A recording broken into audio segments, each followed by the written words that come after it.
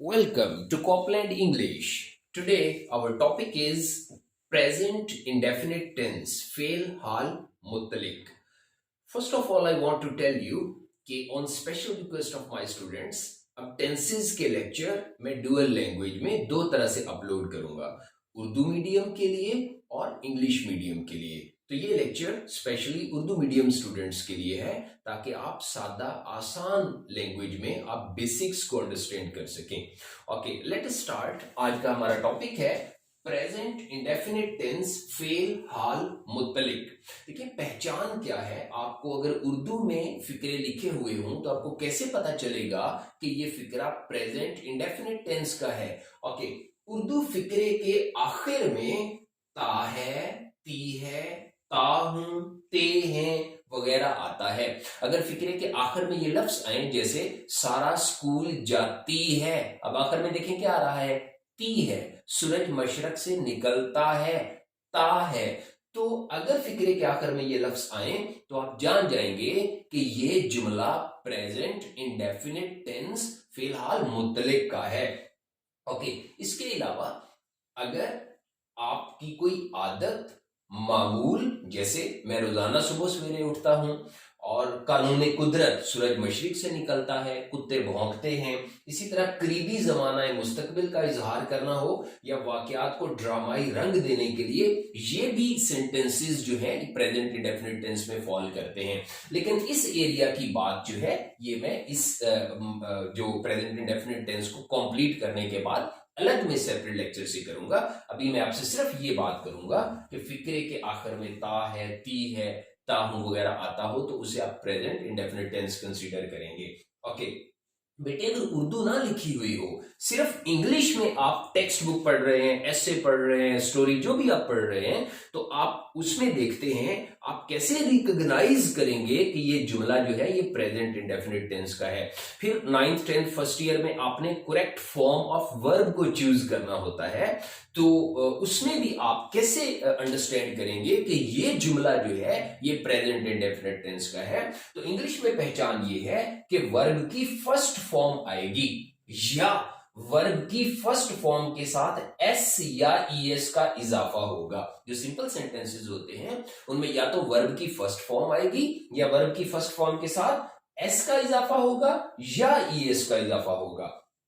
और फिक्रों में अगर डू और डज इस्तेमाल हुआ हो, यानी फिक्रे में डू इस्तेमाल हुआ है, लफ्ज डज इस्तेमाल हुआ है, तो ये दोनों जो है इंडिकेट करते हैं कि ये जुमला जो है प्रेजेंट इंडेफिनिट टेंस का है। ओके, ये मैंने आपको उर्दू और इंग्लिश में पहचान बताई। अब हम बात करते हैं कि फिक्रा बनाने का तरीका क्या है, फॉर्मेशन मेथड। कि अगर उर्दू में फिक्रा दिया गया है, देखें सारा सेब खाती है, सारा स्कूल जाती है, तो आप उसको इंग्लिश में ट्रांसलेट कैसे करेंगे।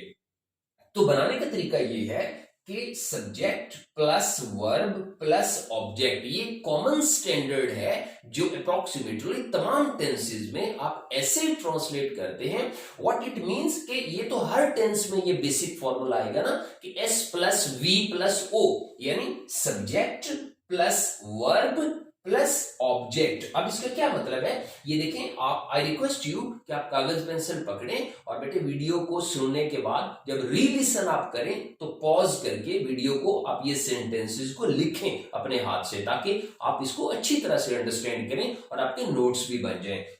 देखिए, सबसे पहले मैंने लिखा है, सबसे पहले फाइल यानी सब्जेक्ट लिखते हैं, जिसको मैंने एस से इंडिकेट किया। फिक्रे के शुरू में सब्जेक्ट लिखते हैं, फाइल के बाद फेल यानी कि वर्ब लिखते हैं, और के आखिर में मफऊल यानी ऑब्जेक्ट लिखते हैं। ये कॉमन स्टैंडर्ड है। मसलन फिक्रा क्या है, सारा सेब खाती है, तो अब आप इसको ट्रांसलेट करें। आप देखें सबसे पहले क्या लिखेंगे, सब्जेक्ट। तो सब्जेक्ट क्या है, सारा, आपने लिखा सारा। अब सब्जेक्ट क्या होता है, एक्शन डूअर। ऑब्जेक्ट क्या होता है, एक्शन रिसीवर। अगर बेटे आपको इनका नहीं अंडरस्टैंड करते कि सब्जेक्ट वर्ब ऑब्जेक्ट क्या होता है, तो आप मेरे चैनल पे कॉपलैंड इंग्लिश पे आप सर्च करें, मेरा लेक्चर पड़ा हुआ है कि सेंटेंस स्ट्रक्चर क्या होता है, उसमें मैंने ये समझाया हुआ, आप उसको जरूर अंडरस्टैंड कीजिएगा। ओके, सबसे पहले सब्जेक्ट लिया सारा, फिर क्या लिखना है, वर्ब। तो वर्ब क्या है, खाना, ईट, तो क्या आएगा, ईट्स, सारा ईट्स। आखिर में क्या लिखेंगे, ऑब्जेक्ट। ऑब्जेक्ट क्या है, एक्शन रिसीवर। वो क्या है? एप्पल्स। तो क्या ट्रांसलेशन बनेगी? सारा ईट्स एप्पल्स, सारा सेब खाती है। ओके, अब ये तो कॉमन स्टैंडर्ड है ना, जो हम कहते हैं कि subject plus verb plus object. अब स्पेशली प्रेजेंट इंडेफिनिट टेंस के हवाले से हम देखते हैं कि प्रेजेंट इंडेफिनिट टेंस के फिक्रे को हम कैसे ट्रांसलेट करते हैं। Let us discuss. तो बेटे सबसे पहले मैं इस लेक्चर में सिर्फ सिंपल सेंटेंसेस, जो सादा जुमले हैं, मैं उनको डिस्कस करूंगा। कमिंग लेक्चर में नेगेटिव और इंटेरोगेटिव को। I want to tell you, मेरा एक्सपीरियंस है कि अपने स्टूडेंट्स को, बच्चों को जब मैं देखता हूं, पढ़ा होता है उन्होंने पहले भी प्रेजेंट इंडेफिनिट टेंस, लेकिन बेटे रेपिटेटिवली मिस्टेक होती हैं कि कहां एस का इजाफा करना है, कहां नहीं करना, एस का इजाफा नहीं करते, और ये कि फिर वर्ब की मिस्टेक का नंबर करता है। तो मैं इसमें सिर्फ आपको 2 पॉइंट समझाना चाहता हूं। आप देखेंगे इस वीडियो को सुनने के बाद, पहले भी आपने प्रेजेंट इंडेफिनिट टेंस पढ़ा होगा, but there will be hell of difference. जो कॉन्सेप्ट मैं आपको क्लियर करवाने जा रहा हूं, ये आप शायद यकीनन पहले आपके इल्म में ना हो।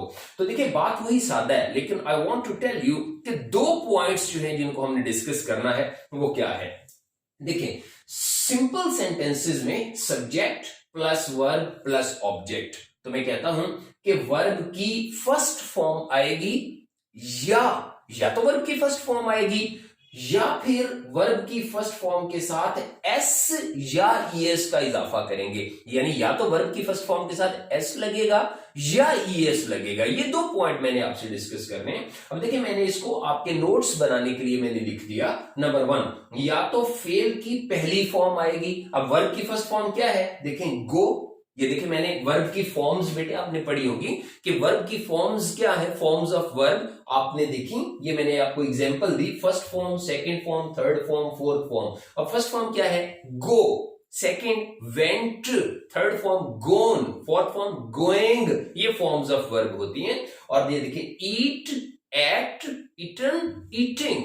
तो आप जो है, ये मैं कह रहा हूं वर्ब की फर्स्ट फॉर्म, या तो प्रेजेंट इंडेफिनिट टेंस में वर्ब की फर्स्ट फॉर्म आएगी, you go to school, verb की फर्स्ट फॉर्म, या फिर वर्ब की पहली फॉर्म के साथ एस या ईएस का इजाफा करते हैं। यानी गो है, इसके साथ आपने ईएस का इजाफा कर दिया, तो ये क्या आ जाएगा? गोज। इसी तरह अगर राइज है, राइज के साथ आपने एस का इजाफा कर दिया, तो आ जाएगा राइजेज। तो या तो वर्ब की फर्स्ट फॉर्म आती है, या वर्ब की फर्स्ट फॉर्म के साथ एस और ईएस का इजाफा करते हैं।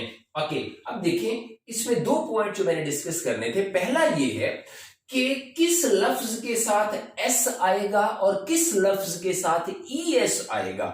इसमें देखें जो बुकेश फॉर्मूला है, वो तो आप ये कहते हैं कि जिन फेल के आखिर में ये लफ्ज आ जाए, वो वर्ब जिनके आखिर में लफ्ज स्पेलिंग ओ आ जाए, एक्स आ जाए, सी एच आ जाए, एस एच आ जाए, या डबल एस आ जाए, जहां ये स्पेल आ जाए तो फिर आप उसके आखिर में ई एस का इजाफा करेंगे। जैसे देखें सारा गो टू स्कूल, अब आखिर में क्या आ रहा है? ओ, तो फिर आप इसके साथ ई एस का इजाफा करेंगे, यानी गोज बन जाएगा। ये बुकिश फॉर्मूला। लेकिन इससे निकल के मैं आपको एक कॉन्सेप्ट बताता हूं कि किस लफ्ज के साथ एस लगाएंगे और किस लफ्ज के साथ ई एस लगाएंगे। देखिए आपको ये लफ्ज बोल के बताएगा। ये जो वर्ब है ना, जो वर्ड है, ये लफ्ज है, ये आपको खुद बोल के बताएगा कि भाई आपने मेरे साथ एस लगाना है या ई एस लगाना है। कैसे? देखिए ना, ये लफ्ज है, वर्ब की फर्स्ट फॉर्म है गो। आप जरा इसके साथ एस लगा के देखें, क्या ये गोज के स्पेलिंग है? क्या ये आप इसको एक्सेप्ट करते हैं? आपको हजम होता है? नॉट एट ऑल, क्योंकि आप रीडिंग करते हैं, आप बुक पढ़ते हैं, आपको वर्ड्स का आइडिया होता है। तो बेटे ये गोज के स्पेलिंग नहीं है।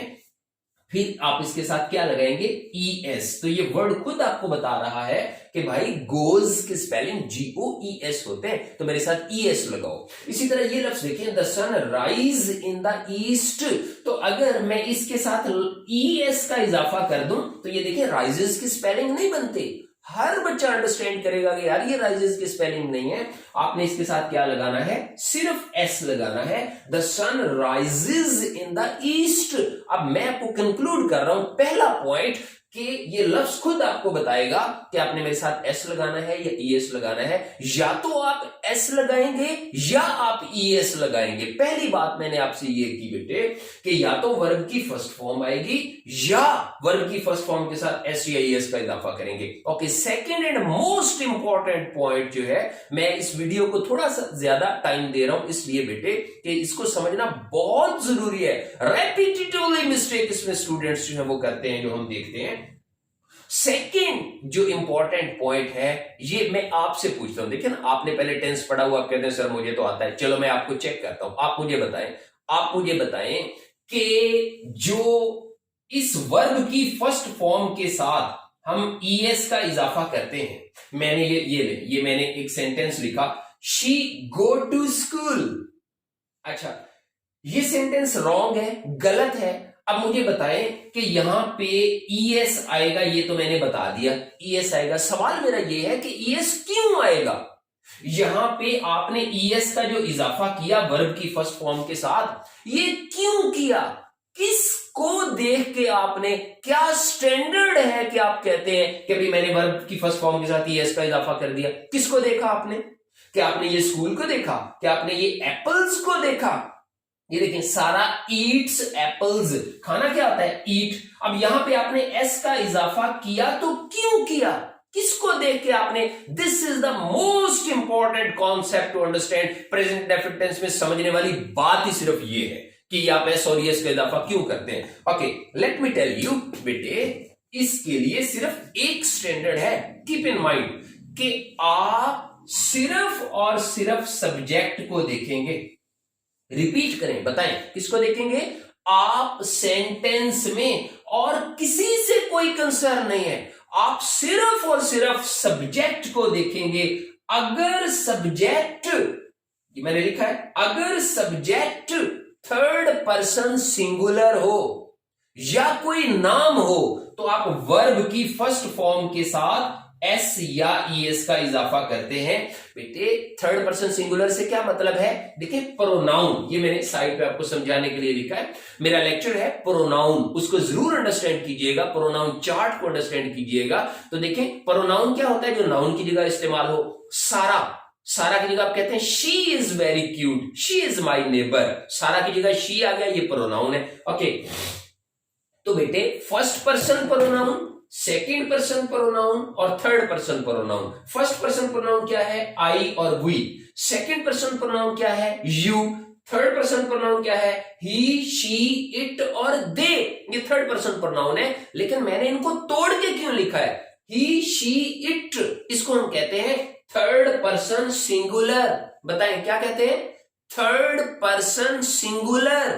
Third person singular. He, she, it.